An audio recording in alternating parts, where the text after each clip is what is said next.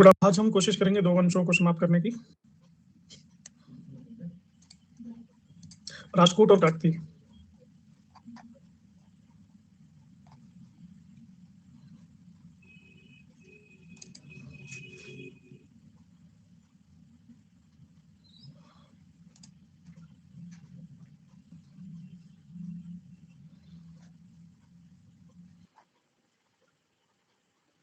किसको नहीं दिखाई दे रहा है?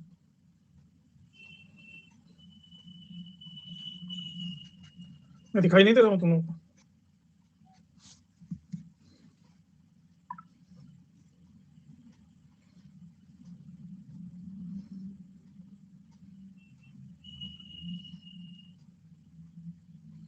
फिर ऐसा क्यों बोले?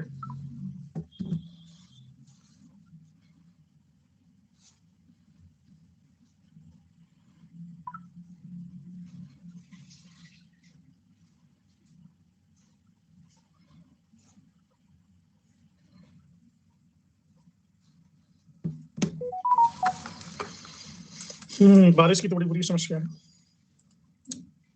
लेकिन किसानों के लिए बारिश लाभदायक।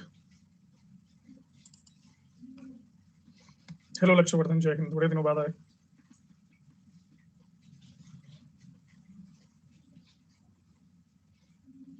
हाँ काजल, लेकिन सभी आते ही नहीं उस क्लास में, मैं क्या कहूँ। बैकग्राउंड में है एलोरा का मंदिर, जो पहाड़ों को काट करके बनाया गया। तो यूट्यूब क्लास जो लोग थे,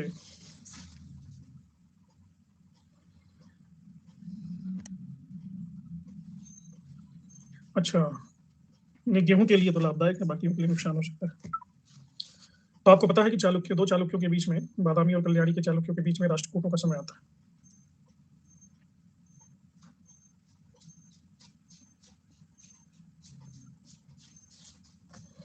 तो इसी वंश के बारे में हमें पढ़ना है।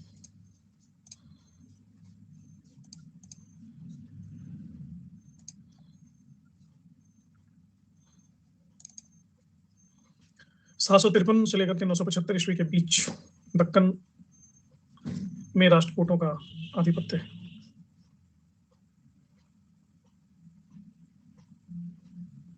शुरुआत में ये बादामी के चालुक्यों के सामंत थे,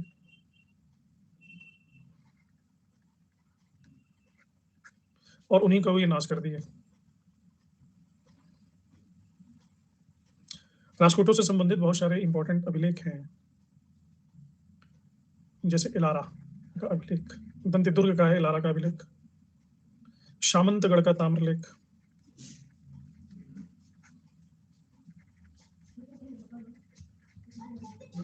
गोविंद तृतीय का है राधनपुर अभिलेख,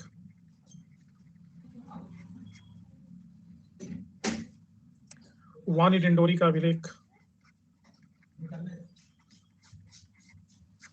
बड़ौदा लेख, अमोघ वर्ष का संजान ताम्रपत्र, गोविंद चतुर्थ का कैम्बे, शंगली अभिलेख। इनसे हमें राष्ट्रकूटों के इतिहास की जानकारी मिलती है, और बहुत सारे साहित्य भी हैं, जैसे आदि पुराण। आदि पुराण किसकी रचना है?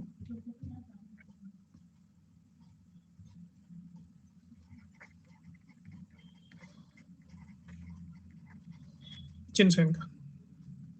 गणित सार संग्रह किसकी रचना है?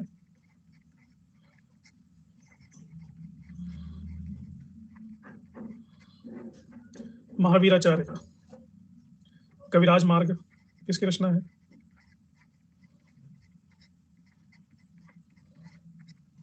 अमोघ वर्ष। तो ये उसके स्रोत हैं। इनकी उत्पत्ति के बारे में दो लेख सूचना हमें देते हैं, दो अभिलेख।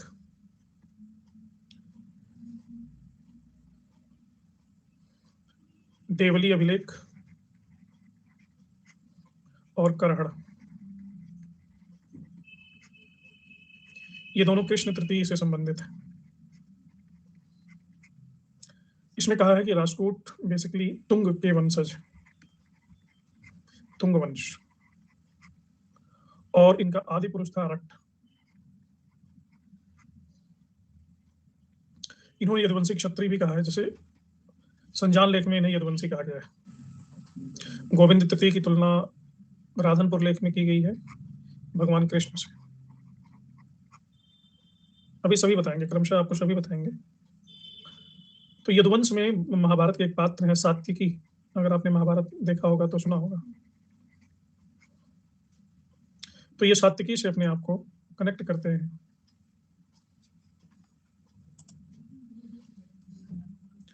अशोक के अभिलेखों में इन्हें रटिक कहा गया है।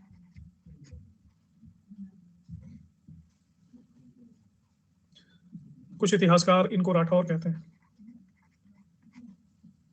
जैसे फ्लीट ने इनका संबंध राजपूताना के राठौर से जोड़ा है। लेकिन ये निवासी थे कर्नाटक के लट्टलूर के, कन्नड़ बोलते थे। सीवी वैद्य कहते हैं कि ये मराठे थे, वैसे मराठों के पूर्वज थे। राजपूतों का पहला शासक है, उसका नाम है दंती वर्मा। इसका टाइम पीरियड है 650 से लेकर के 670। फिर आया इंद्र और फिर आया दंतिदुर्ग। दंतिदुर्ग का टाइम पीरियड है 753। दंतिदुर्ग का मतलब होता है हाथी ही जिनका दुर्ग है, किला है। दंतिदुर्ग ने मान्यखेट में राजकोटों को स्वतंत्र किया। दंतिदुर्ग की उपलब्धियों की जानकारी मुख्यतः मिलती है सामंतगढ़ अभिलेख से। यह है 753 ईस्वी का। दूसरी जानकारी मिलती है दशावतार अभिलेख से।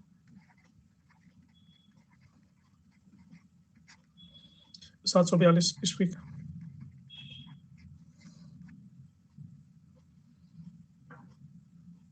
अभी यूट्यूब क्लास में जो मैंने आपको बताया कि चालुक्य शासक विक्रमादित्य द्वितीय के सामंत के रूप में दंतिदुर्ग ने अपना राजनीतिक करियर शुरू किया था।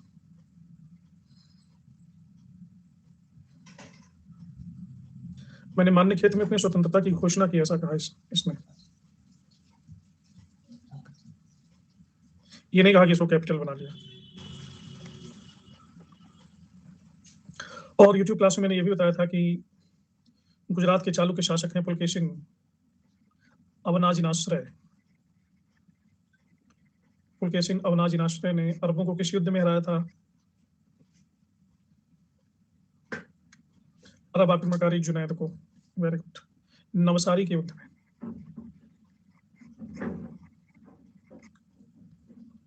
इसी से खुश होकर के विक्रमादित्य ने पुलकेशिन को अवनिजनाश्रय की उपाधि दी। और चालुक्य कुलालंकार और दंतिदुर्ग भी इनका सहायक था। उनको उपाधि थी पृथ्वी वल्लभ, खंडालोक वगैरह वगैरह।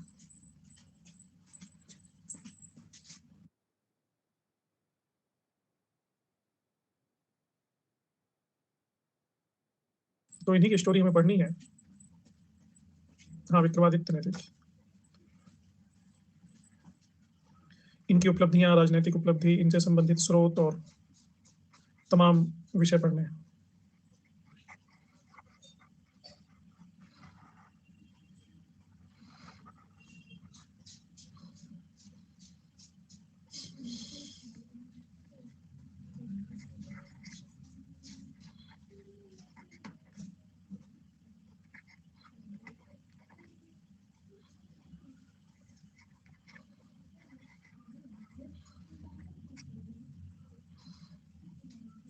राष्ट्रकूट राज्य। तो चालुक्य युवराज कीर्तिवर्मन द्वितीय के साथ कांची के पल्लव, अब इनका क्षेत्र है कांची पल्लवों का। तो ये कांची को जीतते थे तो बादामी को जीतते थे, तो ये कांची कोंड हो जाते थे, वो बादामी कोंड हो जाते थे। लेकिन धीरे धीरे चालुक्य और पल्लवों में जो लड़ाई हुई, इनसे चालुक्य कमजोर होते गए।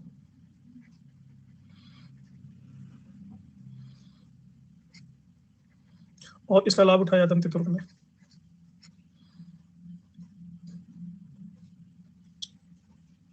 धीरे धीरे उसने दंतिदुर्ग ने अपना वर्चस्व स्थापित करना शुरू किया।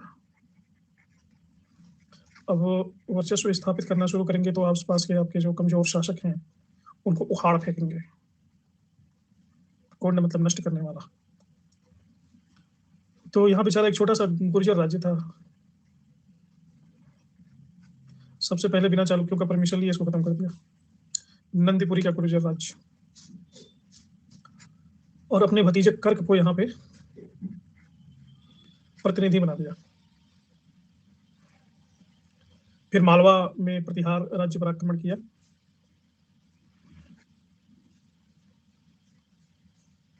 दंतेदुर्ग ने, और उज्जैन को भी अधिकार कर लिया। यही उज्जैन में इसने एक हिरण्यगर्भ दान यज्ञ किया था।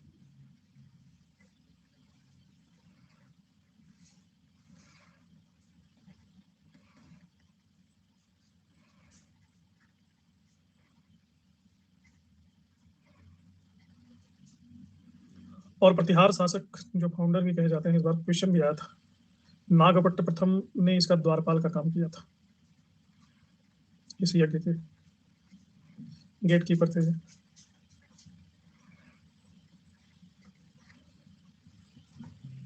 तो इस हिरण्यगर्भ दान यज्ञ का उल्लेख नाना प्रकार के अभिलेखों में मिलता है, जैसे एलोरा, सामंतगढ़,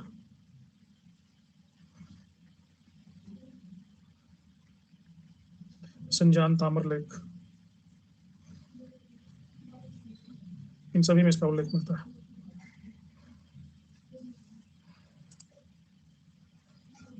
अब प्रॉब्लम हो गई कीर्तिवर्मन सेकंड को। दंतेदुर्ग जैसे जैसे इसका प्रभाव बढ़ रहा था, कीर्तिवर्मन को टेंशन होगी, लड़ाई होनी लाजमी थी। खान देश के निकट दोनों के बीच लड़ाई हुई, दंतेदुर्ग जीत गया, महाराष्ट्र का स्वामी बन गया 753 ईस्वी में, और उपाधि धारण की महाराजाधिराज परमेश्वरवर्म भट्टारक। लेकिन चालुक्य पूरी तरह से नष्ट नहीं हो पाए। दंतेदुर्ग ने हिरण्यगर्भ दान यज्ञ तो किया ही, साथ ही साथ एक और यज्ञ किसने स्पेशल यज्ञ किया, तुला पुरुष दान यज्ञ।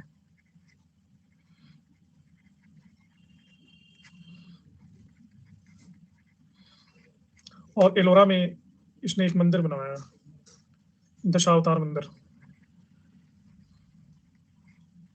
एलोरा में बहुत सारे मंदिर हैं, तो दशावतार मंदिर इसका है। तो ये इसकी कुछ मुख्य उपलब्धियां हैं। ये एलोरा का मंदिर है, नहीं ये पटक्कल का मंदिर, कर्नाटक का।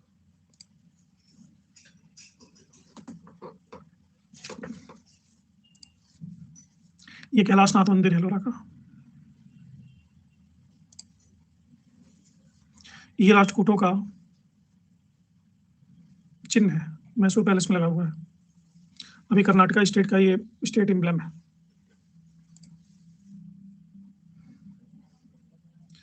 ये कुकनूर कर्नाटका का नवलिंगा टेम्पल, ये कुकनूर अभिलेख है उसी टेम्पल पे लिखा हुआ। ये दशावतार मंदिर है जिसकी मैं बात कर रहा था, जिसको किसने बनवाया,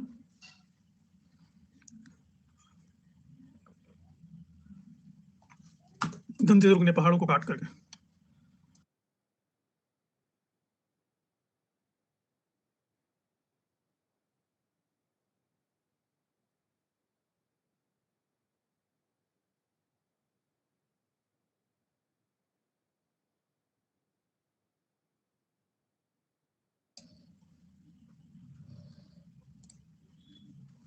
दिस इज कैलाश टेम्पल, जो सबसे फेमस टेम्पल है, चट्टानों को काट करके ये बनाया गया। बड़ी बारीक नक्काशी की गई है राजपूतों के द्वारा। किसी भी मायने में ये ताजमहल वगैरह से कम सुंदर नहीं है।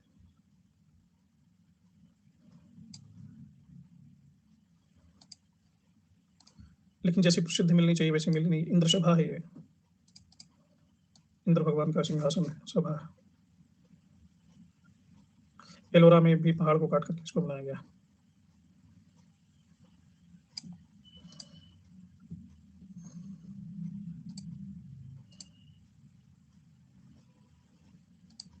इतनी समृद्ध शासन व्यवस्था थी इनकी। तो ये दंतेदुर्ग की कुछ उपलब्धियां हैं, वो फाउंडर है। इसके बाद आते हैं कृष्ण प्रथम।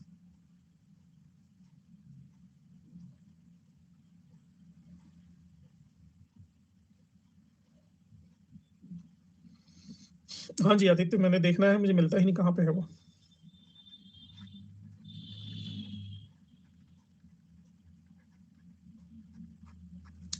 कृष्ण प्रथम की का टाइम पीरियड है 758 टू 772 और इसकी उपाधि थी शुभतुंग।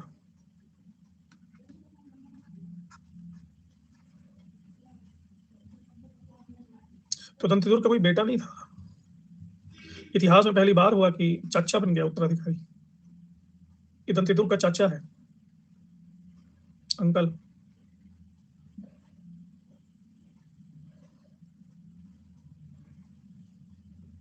कीर्तिवर्मा अभी भी कोशिश कर रहा था अपने खोए हुए गौरव को प्राप्त करने की। तो इसका सबसे प्रमुख कार्य था कीर्तिवर्मा सेकंड को हरा करके चालुक्य सत्ता को अंतिम रूप से समाप्त कर दिया।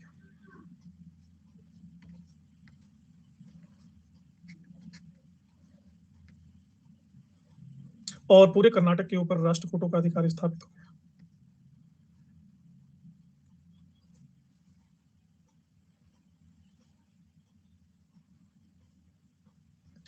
कर्नाटक पर जब इसने अपना अधिकार लिया तो यहाँ पे एक व्यक्ति को अपना उत्तराधिकारी सामंत नियुक्त किया एक तरह से। उसका नाम था शणफुल्ल।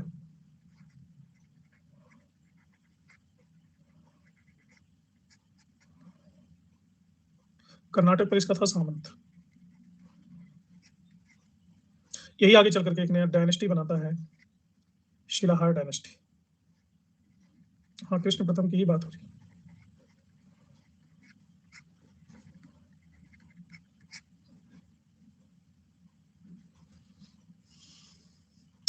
इसके लिए एक इंपॉर्टेंट अभिलेख मिलता है 768 ईस्वी का, तालेगांव अभिलेख।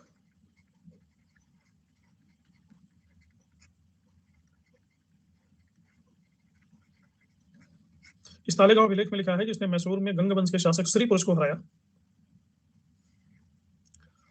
और श्री पुरुष की राजधानी थी मान्यपुर। मान्यपुर पर अधिकार कर लिया। कृष्ण प्रथम ने अपने बेटे गोविंद को युवराज बनाया।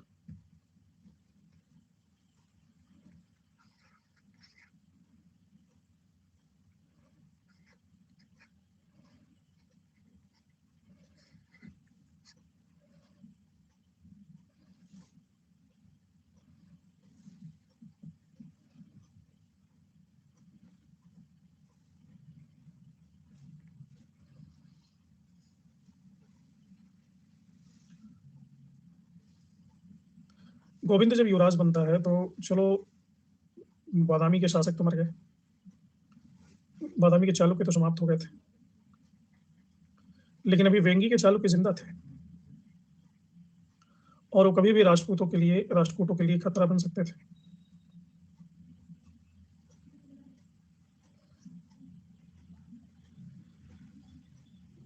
और उस समय वेंगी पर विष्णुवर्धन चतुर्थ शासन कर रहा था।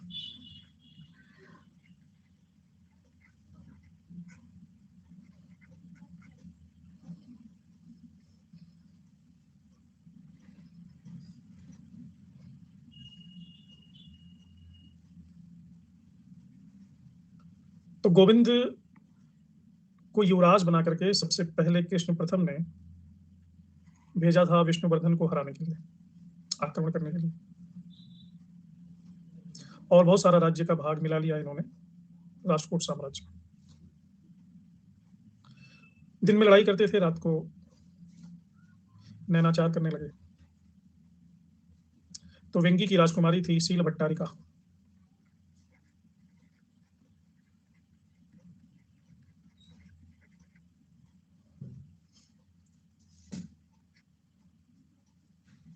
ये गोविंद प्रथम है अभी।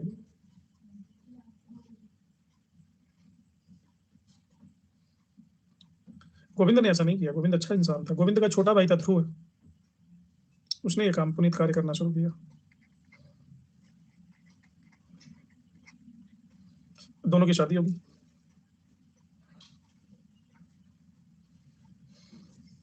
शादी करनी ही पड़ी। और इस तरह से हम देखते हैं कि गोविंद के टाइम पीरियड में काफी लंबे इलाके में राष्ट्रकूटों के साम्राज्य का विस्तार है।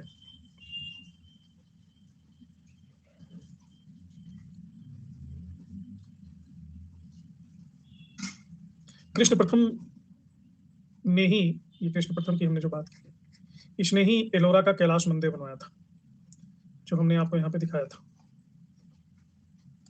बस कैलाशनाथ मंदिर एलोरा।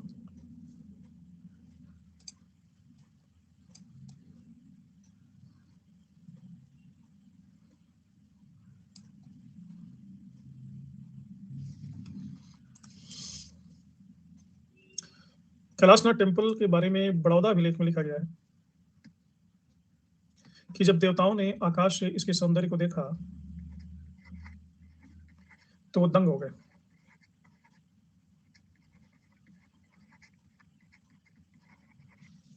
इसके वास्तुकार ने कहा था कि मैं इस जैसी कोई दूसरी कृति कभी नहीं बना पाऊंगा।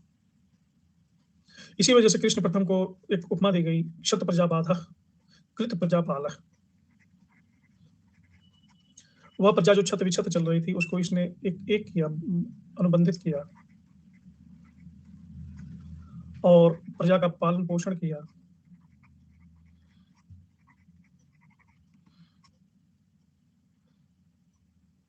देखो मेरी जानकारी में गोविंद प्रथम है, अब 2 3 आई एम क्वाइट कंफ्यूज्ड, जैसा जैसा आगे आएगा मैं आपको बताऊंगा। अभी तो सिर्फ गोविंद है, वो गोपाल राधा कृष्णा गोविंद गोविंद, अभी गोविंद है। ये 1 2 3 4 मुझे समझ में नहीं आता, लेकिन जहां तक इतिहास का संबंध है वहां तक मैंने जो पढ़ा है, फॉर क्लैरिटी, कि कृष्णा प्रथम के जो 2 बेटे थे ना, तो एक को जो बड़े बेटे को कहा जाता है गोविंद टू, गोविंद सेकंड, और दूसरे बेटे को कहा जाता है ध्रुव है। अब पूछोगे फर्स्ट कहाँ गया, तो ये मुझे नहीं पता फर्स्ट कहाँ गया, नहीं कहलाने वाली है।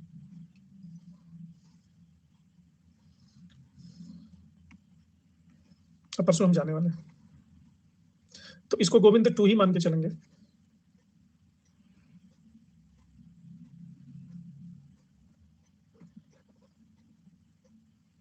लेकिन ये भी विलासी निकला। और ध्रुव ने कहा कि भाई देखो, जब आप लड़ाई कर रहे थे तब हम चलो ऐसा काम कर रहे थे, लेकिन एक्चुअली आप भी अंदर से वही हो, दोनों में लड़ाई होगी। और ध्रुव ने गोविंद को मार डाला।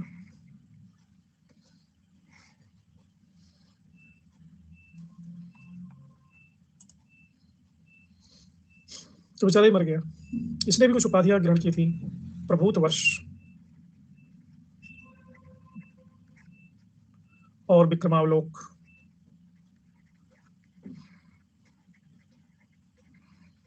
ये उपाधियां इसकी थी।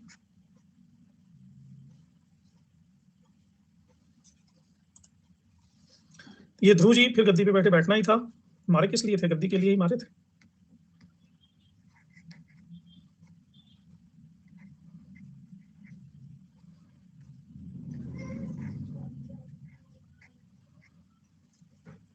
तो इनकी उपाधि थी धारावर्ष, ध्रुव धारावर्ष।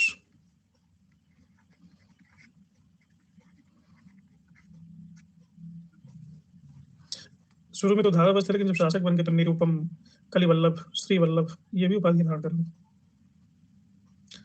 गोविंद के बहुत सारे चाहने वाले थे, इनको पहले इन्होंने खत्म किया। गोविंद के चाहने वालों में से एक का नाम था गंगाराम, गंगराज। दूसरे का नाम था शिवमार सेकंड। इन दोनों को इसने खत्म किया।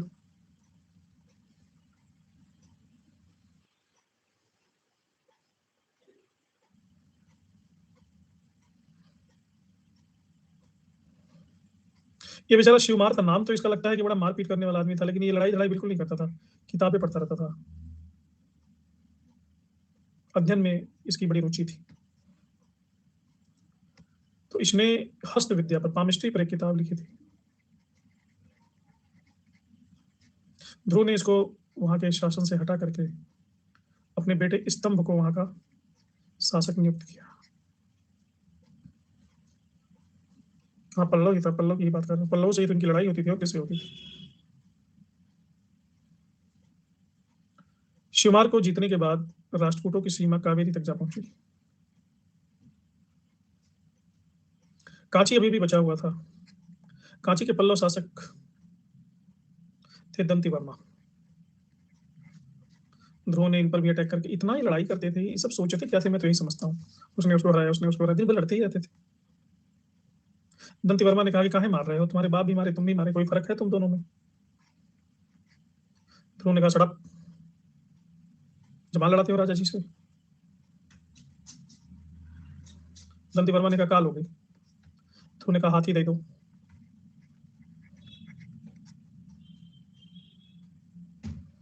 तो दंती वर्मा ने ध्रुव जी को हाथी दे दिया। वेंगी अभी तक पूरी तरह परास्त नहीं हुआ था, कुछ इलाके को तो जीता गया था, लेकिन विष्णुवर्धन चतुर्थ अभी भी ससुर तो था, लेकिन था भीतर घाती। तो ध्रुव ने कहा कि ससुर जी छड़ंगा नहीं तेनू, तुसी मैनू अखा खाते हो। तो विष्णुवर्धन को भी पराजित किया इसने। सिल भट्टारिका कहती थी अब तो दे जी मैं तो तुम्हारी हूँ, बेटी वैसे भी पराया धन होती है, मारो मैनू की फर्क पैंदा है। हाँ जी ज्योति जी, ज्योति जी जब आप ज्यादा जानती हो तो जानती हो।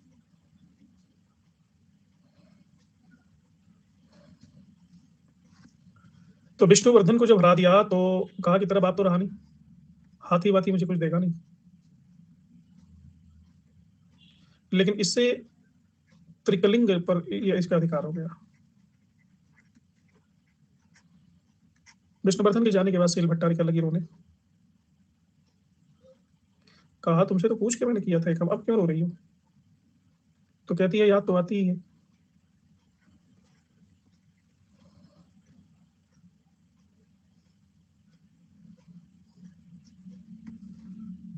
तो इस तरह से दक्षिण विजय इसकी पूरी होती है। लेकिन कन्नौज पर अभी गुर्जर प्रतिहार, बंगाल पर पाल, ये सब पहले से ही काबिज थे, और कन्नौज इपी सेंटर था, प्राइम लोकेशन था, बीचों बीच भारत के पड़ता था। कन्नौज अचानक इंपॉर्टेंट हो गया, तीनों आपस में लड़ने लगे।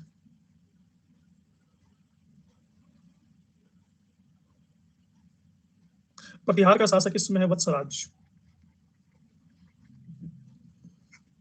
लेकिन ये बेचारा राष्ट्रकूटों का जब उत्तराधिकार संघर्ष हुआ था ना, तो इसने गोविंद की सहायता कर दी थी, यही इससे मिस्टेक हुई होगा। इसको क्या पता था कि गोविंदवा बीच में कल्टी मार लेगा और उसका दुश्मन वहां हमारा शासक बन जाएगा। अब बंगाल में पाल वंश के शासक थे धर्मपाल।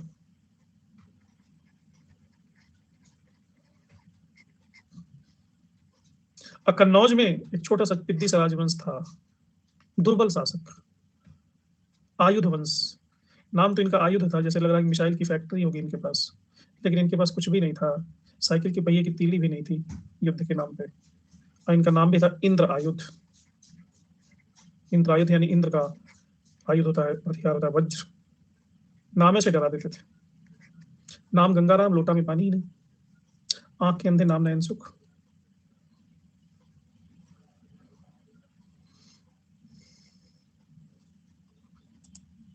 और कन्नौज पे सबको अधिकार चाहिए, क्योंकि ये तीन धाराएं, इधर से गुर्जर प्रतिहार, इधर से पाल, और इधर से राष्ट्रकूट, ये तीनों की सीमाएं यही मिलती थी। पहली और आखिरी बात तो बहुत सही बात बोले हो आदर्श।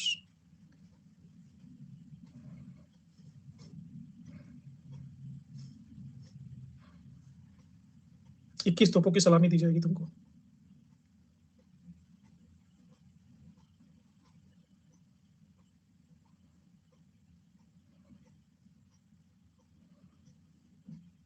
इंद्रायित जैसी तुम्हारी हालत थी।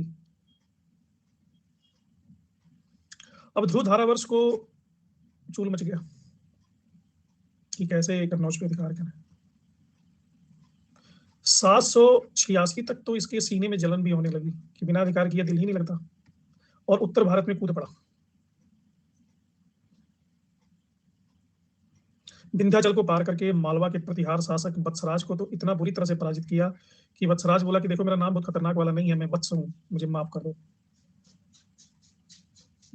और यह कहते हुए राजस्थान की तरफ भागा। इसके बारे में राधनपुर लेख में मिलता है डिटेल। ये वत्सराज जो है एकदम व्हाइट कलर का बहुत बड़ा बड़ा छत्र लेकर के चलता था, राज छत्र। वो भी एक नहीं, दो, एक छोटा एक बड़ा। आंधी आएगा तो छोटा छतर निकालेगा, सुनामी आएगा तो बड़ा वाला, या टाइफून आएगा तो। और ये दोनों प्राप्त किया था इसने धर्मपाल से। ये दोनों मौसेरे भाई थे। व्हाइट की मेरा चरित्र बेदाग है। नेता व्हाइट कपड़े क्यों पहनते हैं? जैसे आदर्श का नाम है वैसे ही वो भी है। ये दोनों छाता छीन लिया। ये किस अभिलेख में पता चलता है? राधनपुर अभिलेख कि दोनों छतरी छीन लिया। धर्मकाल ने कहा कि इसकी ऐसी इतनी हिम्मत कि मेरा छाता भी छीन लिया। राज्य छीन लेता कोई बात नहीं, छाता क्यों छीना? छाते ने क्या बिगाड़ा था? ध्रुव धारावास को बताया गया, देखिए साहब आपके बारे में ऐसे ऐसे अनर्थ प्रलाप कर रहा है। ध्रुव धारावास ने कहा भी उसको पता नहीं मैं कौन हूँ। गंगा जमुना का दोआब क्षेत्र पार किया और धर्मपाल को भी हरा दिया। लेकिन ये था विद्वान व्यक्ति, मतलब बुद्धिमान था।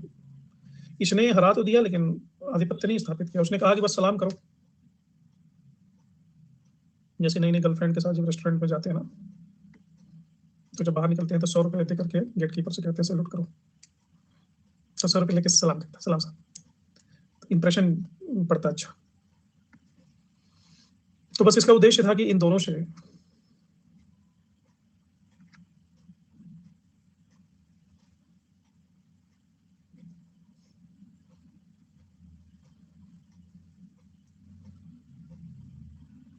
तो तुमको क्या लगता है कि मैं यहाँ तक ऐसे ही पहुंच गया हूँ? कुछ किया ही नहीं मैंने।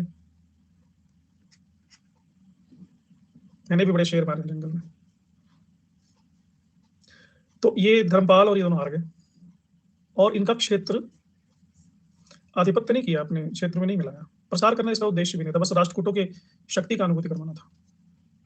और यहाँ पे उत्तराधिकार के संघर्ष की स्थिति बन गई थी दक्षिण में, इसके अपने राज्य में। तो वापस लौट आया।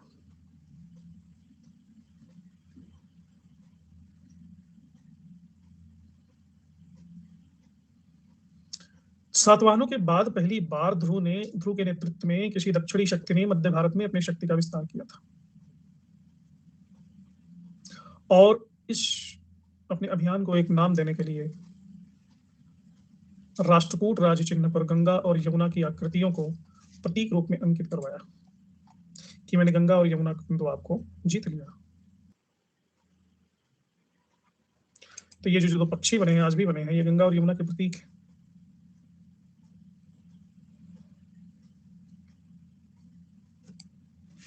अच्छा तुम लोग आपस की बातें छोड़ो।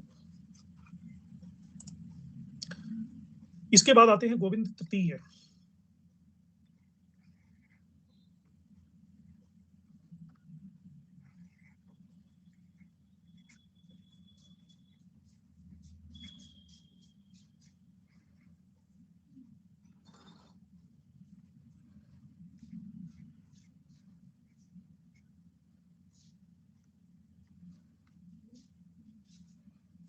गोविंद तृतीय का टाइम पीरियड है 794 टू 840।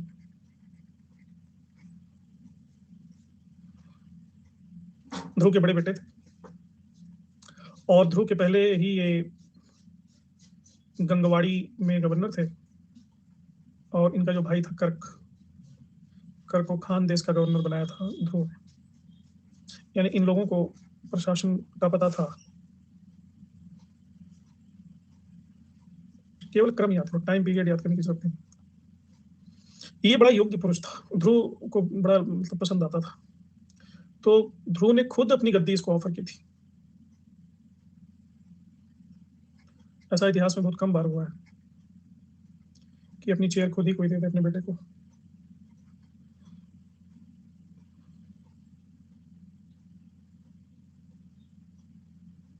और ध्रुव का चौथा बेटा इंद्र, ये भी इसको बहुत मानता था, इसको लाइक करता था, इसलिए इंद्र को बना दिया गुजरात का गवर्नर। तो इस तरह से तीनों भाई थे। मैंने बताया गंग के इलाके में था स्तंभ, खान देश में था कर्क, स्तंभ ने विद्रोह कर दिया। स्तंभ को जल्दी थी कि हमको मिल जाए सत्ता।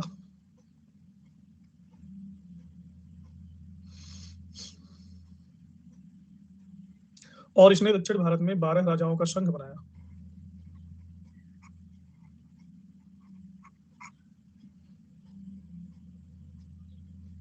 गोविंद तृतीय ने गंगवाड़ी के युद्ध में स्तंभ और उसके सभी 12 राजाओं को पराजित कर दिया।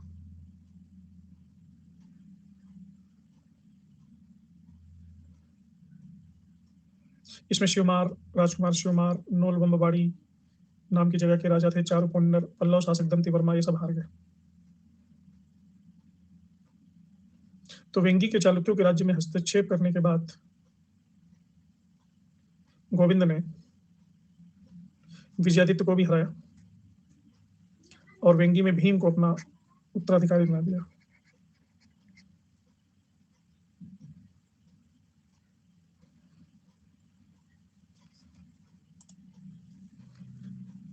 तो फिर अब दक्षिण भारत में कुछ करने को बचा ही नहीं। अब एक ही उपाय था, उत्तर भारत की तरफ रुख मोड़ा जाए।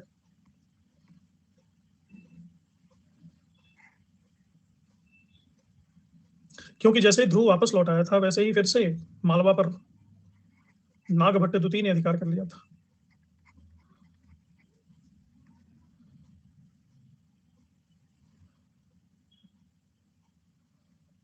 और धर्मपाल ने कन्नौज पर अपना अधिकार कर लिया था।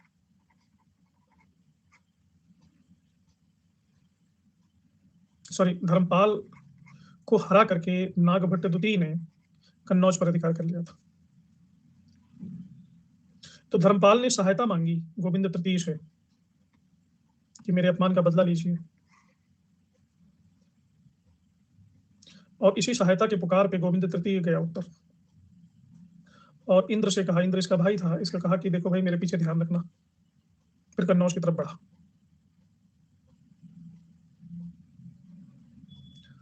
इसके बारे में 2 लेख बताते हैं विस्तार से।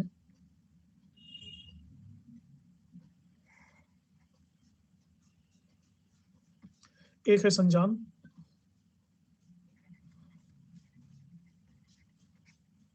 और दूसरा है राधनपुर।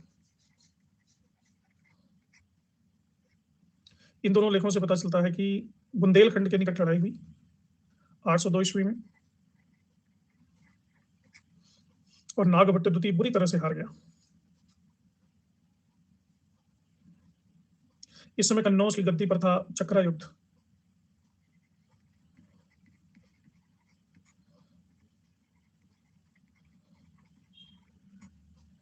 कठपुतली था यदुवंश का शासक था ये।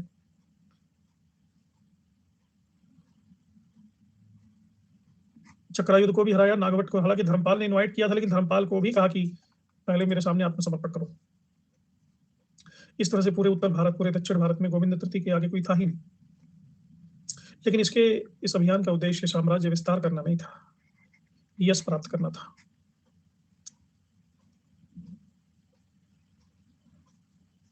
जब वहां से लौटने लगा तो भड़ौच में एक जगह है श्री भवन, वहां पर रुका और उसको बहुत भेंट मिली।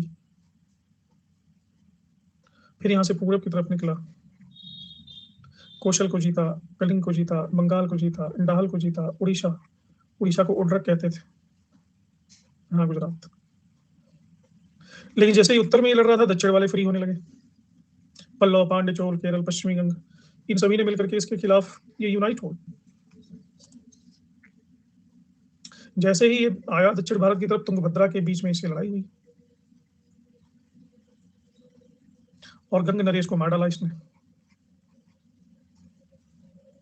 इसके बारे में संजान ताम्रपत्र लेख से पता चलता है। लेकिन इसके अंदर जो उत्साह था वो कम नहीं हुआ।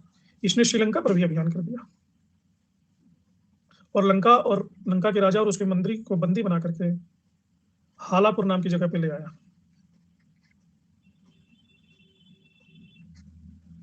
लंका का राजा तो डर ही गया,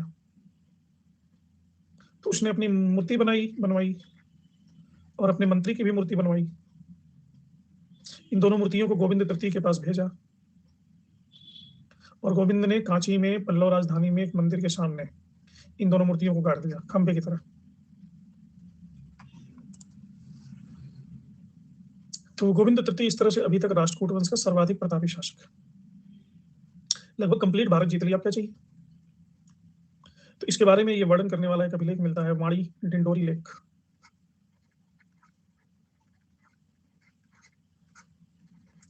इस अभिलेख में कहा गया है कि गोविंद तृतीय के राजा बनने के बाद राष्ट्रकूट अजेय हो गए। स्पेशली राधनपुर अभिलेख में इसको कहा गया है, भगवान कृष्ण से इसकी तुलना की गई।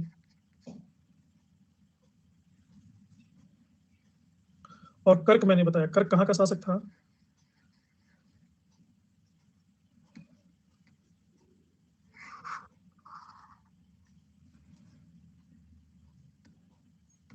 खानदेश। कर्क का भी एक अभिलेख मिलता है, बड़ौदा।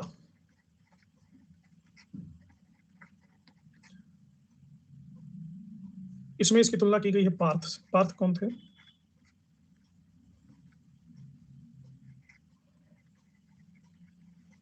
अर्जुन।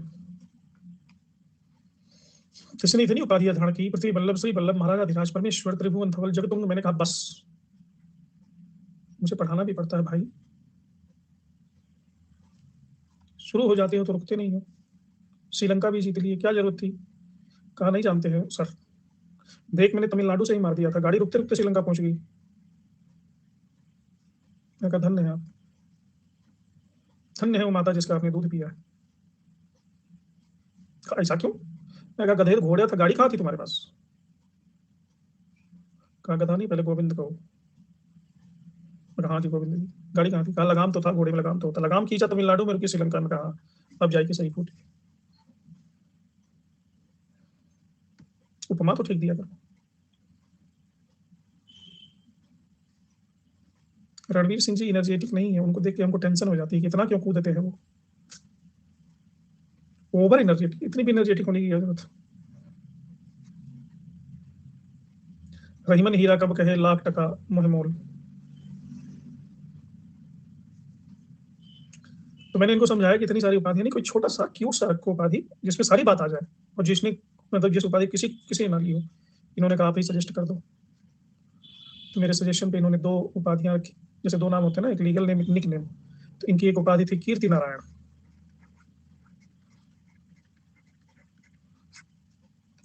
और दूसरी उपाधि थी विक्रम।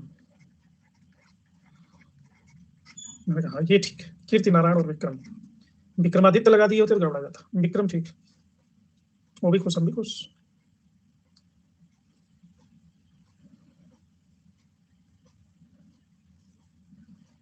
चाय, चाय तुम्हारा बढ़िया है। लेकिन वो कामा काटा मारू नहीं समझ में आता, वो क्या है?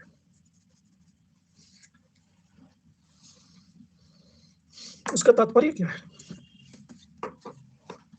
एक बार मेरे ध्यान से पड़ा, सिरिन मुटुकू ऐसे कुछ था, सिन सिन कुटुकू।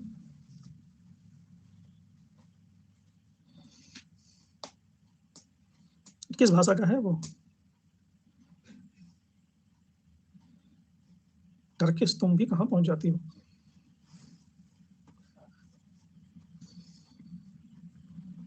इसके बाद गोविंद गोविंद तृतीय तक समझ में आ गया। इसके बाद आते हैं अमोघ वर्ष। अमोघ वर्ष तो आते हैं, तब तक मैं भी आता हूँ, तब बताऊंगा आगे। तो भटनागर जी, आपको ये वाला समझ में आ रहा है ना, पहले दिन जो चालुक्य समझाया था उसकी अपेक्षा?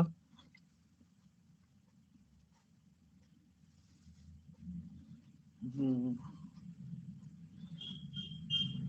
वो नहीं आई है तुम्हारे कहने पे, वो पूरी सीरीज में यूट्यूब पे चला रहा हूँ, तुम आती ही नहीं हो यूट्यूब में। फ्री क्लास नहीं करना चाहती? तोहीन लगता है, तुम ज्योति हो।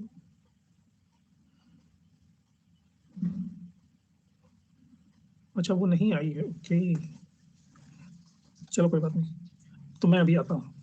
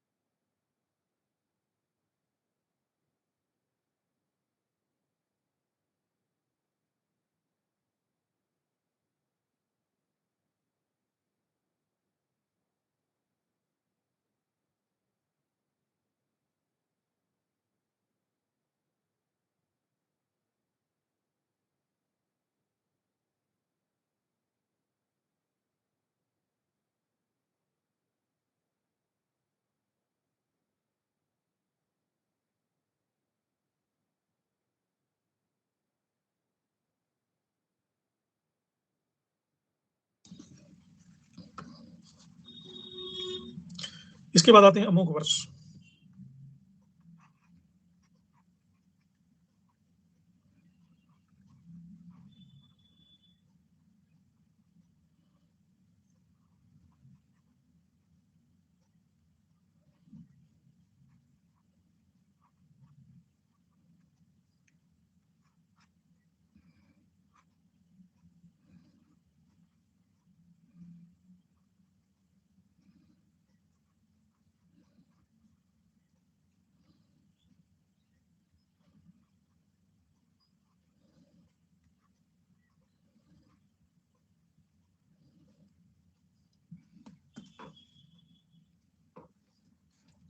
अमोघ वर्ष, इनका टाइम पीरियड है 814 से लेकर के 880। इन्होंने उपाधि ली नृपतुंग। नृपतुंग, नृप मतलब राजा, तुंग तो इनके वंश का ही नाम था जहां से इनका उद्भव हुआ था। हालांकि इनका मूल नाम अमोघ वर्ष नहीं है, मूल नाम है इनका सल्व। और इनका जन्म भी नॉर्मल जगह नहीं हुआ था। इनके पापा जब लड़ाई कर रहे थे, गोविंद III, तो लड़ाई करते हुए टेंट में अपनी रानी को भी ले गए थे।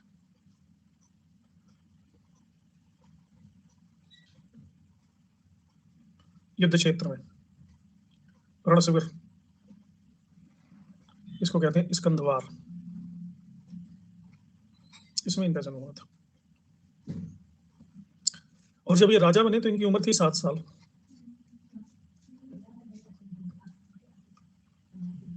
तो जब तक ये वयस्क ना हो जाए तब तक क्या किया जाए? तो आपको पता होगा कि एक अमोघ वर्ष का सर्वाधिक नहीं, गोविंद तृतीय का सर्वाधिक विश्वास पात्र व्यक्ति कहाँ का शासक था?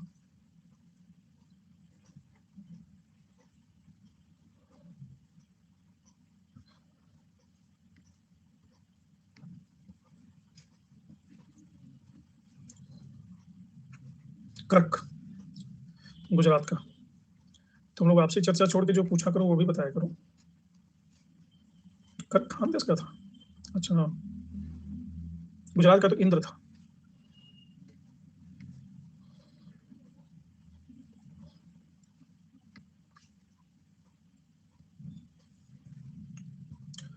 अच्छा, इसलिए मुझे कंफ्यूजन हो गई कि बाद में ये गुजरात का गवर्नर नियुक्त हुआ कर्क। तो इसी के नेतृत्व में एक संरक्षण समिति का गठन किया गया जो अमोघ वर्ष की देखभाल करेगी। लेकिन विद्रोह होना शुरू हो गया। जैसे वेंगी वेंगी के चालुक्य थे विजयादित्य सेकंड, इनके नेतृत्व में विरोध होना शुरू हुआ। कुछ समय के लिए अमोघ वर्ष को राजगद्दी से हटना भी पड़ा। लेकिन बड़ौदा अभिलेख ये कहता है कि कर्क ने सभी विद्रोहों का दमन कर दिया।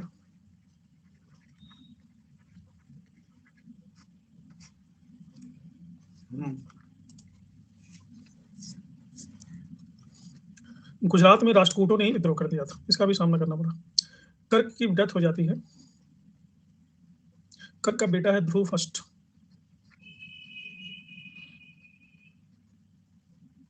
830 ईस्वी।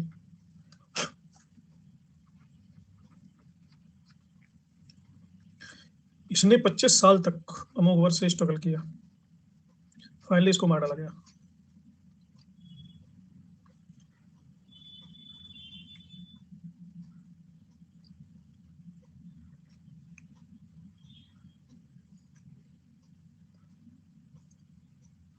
गंग भी स्वतंत्र हो गए थे अमोघ वर्ष के शासन के अंतिम काल में। बाद में अमोघ वर्ष ने गंगों से संधि कर ली और गंग वंश का राजकुमार था बटुग, और अमोघ वर्ष का बेटा था, में बेटी थी चंद्रो बल्लभे।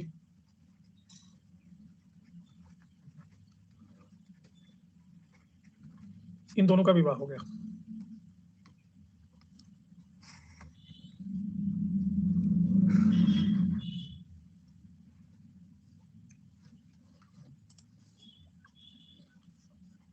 तो हम देख रहे हैं कि अमोघ वर्ष के टाइम में दक्षिण भारत में ही इतने आंतरिक झगड़े हैं कि उत्तर भारत में कोई अभियान कर ही नहीं पाया। हालांकि एक अभिलेख है जिसमें उत्तर भारत के कुछ राज्यों का नतमस्तक होने का उल्लेख मिलता है इसके शरण में। सिरूर लेख।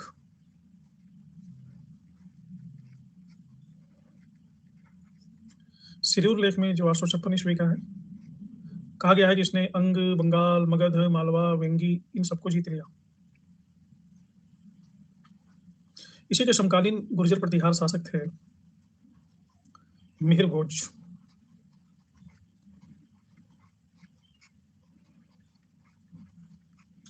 मिहिर भोज ने सौराष्ट्र और काठियावाड़ इसको हड़प लिया। अमोघ वर्षों की गद्दी में बहुत जल्दी बैठ गया था, तो 64 साल इसने शासन किया। सैन्य विजय में तो इसका बहुत ज्यादा योगदान नहीं दिखता है, लेकिन कला और संस्कृति के उत्थान में इसका बड़ा अच्छा योगदान है।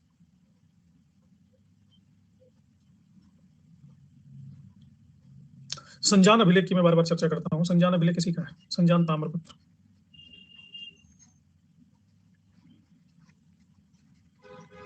और इस संजान ताम्रपत्र में इसको वीर नारायण, परम भट्टारक, परमेश्वर, पृथ्वी वल्लभ ये सब उपाधियां दी गई हैं। खासकर जब इसने वेंगी के शासक को हराया तब इसको वीर नारायण की उपाधि मिली। संजान लेख में इसको विद्या और साहित्य के संरक्षक के रूप में निरूपित किया गया है। संजान ताम्रपत्र में चंद्रगुप्त विक्रमादित्य का नाम मिलता है शशांक, इस संदर्भ में कि अमोघ वर्ष शशांक से भी महान था। ये इतना बड़ा विद्वान था कि मुझसे थोड़ा सा ही कम था, क्योंकि कन्नड़ भाषा का पहला पोएट्री बुक इसने ही लिखा था, कविराज मार्ग।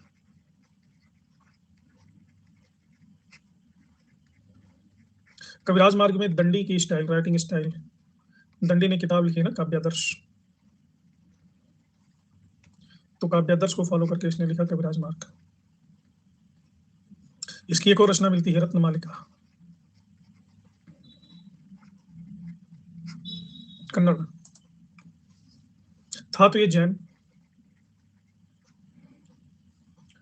और इसका गुरु था आदि पुराण का लेखक, जिसके प्रभाव में ये जैन अनुयायी बन गया। आदि पुराण का कौन सा लेखक है वो?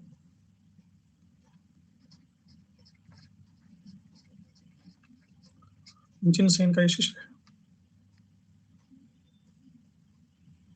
एक और जैन आचार्य थे इसके दरबार में, महावीराचार्य।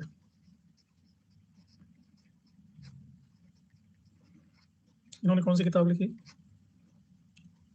नहीं, रतन मालिका भी कन्नड़ में। गणित सार संग्रह। गणित सार संग्रह में महावीराचार्य ने अमोघ वर्ष को जैन अनुयायी बताया है, जैन दर्शन स्यातवाद का अनुयायी।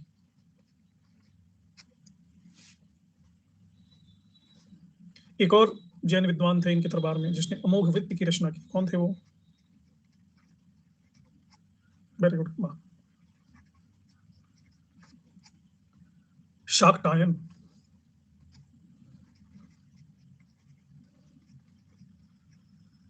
वनवासी में इन्होंने एक जैन विहार बनवाया, और जैन विद्वान गुणभद्र को अपने पुत्र को शिक्षा देने के लिए शिक्षक नियुक्त किया। लक्ष्मी जी का भी ये अनुयायी था। संजान ताम्रपत्र ये भी कहता है कि राज्य में भीषण काल पड़ गया, तो महालक्ष्मी का हाथ अपने हाथ की अंगुली से काट करके भेंट कर दिया, बाएं हाथ की अंगुली। तो उस उंगली के कारण इसमें संजान ताम्रलेख में इसकी तुलना की गई है जीवित केतु, शिवराज, उशीनर, दधीची।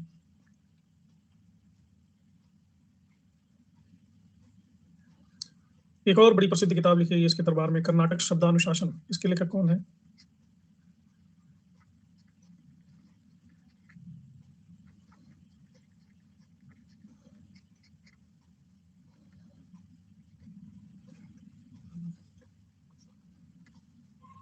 इसके लेखक हैं भट्ट कलंक।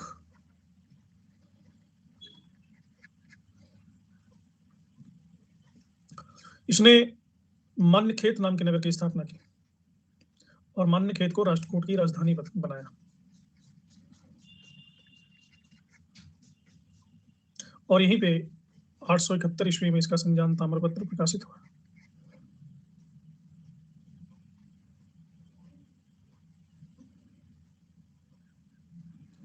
ब्राह्मणों को उनका खर्च चलता रहे, एक पूरा का पूरा विलेज ही दान कर दिया था, झरीवल्लिका गांव।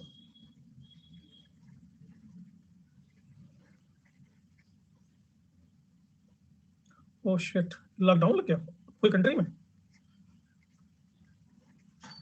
पूरी कंट्री में? तो मैं जाऊंगा कैसे?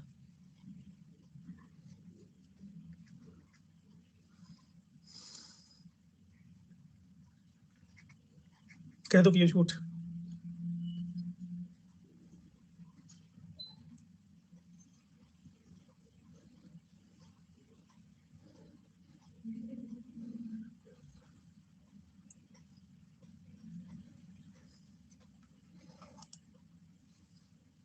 अमोघ वर्ष का मतलब होता है दानवीर।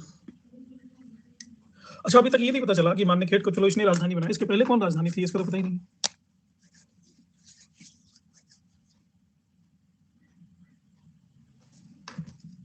अगर तुमने मेरे साथ इतना बड़ा मजाक किया होगा।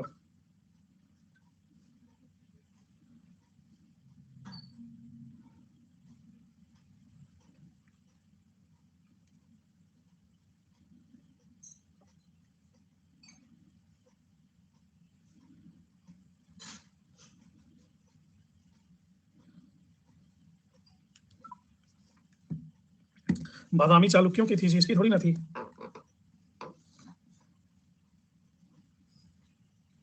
कई नगर थे राजधानी के रूप में, जैसे हाँ मयूरखिंडी जो बताया, जो तीनों भी सही है। नासिक, शूलमंजन, एलिचपुर।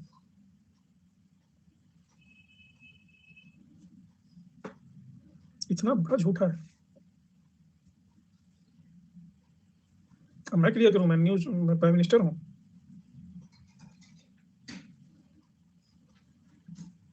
मैं कहां से क्लियर करूं, मैं तो खुद ही अधर में लटका हूं। अरब यात्री सुलेमान था, वो 851 ईस्वी में राष्ट्रकूट दरबार में आया था और अमोघ वर्ष को, साम्राज्य को, इसके साम्राज्य को विश्व के 4 महान साम्राज्यों में से एक बताता है। रोम, चीन, बगदाद के बाद अमोघ वर्ष का।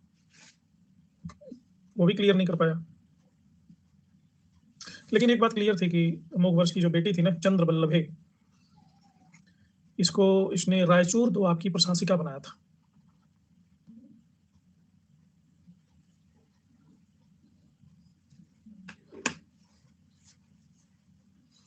तो आपका समय समाप्त हुआ यहाँ तक। अमोघ वर्ष के आगे हम करेंगे कल।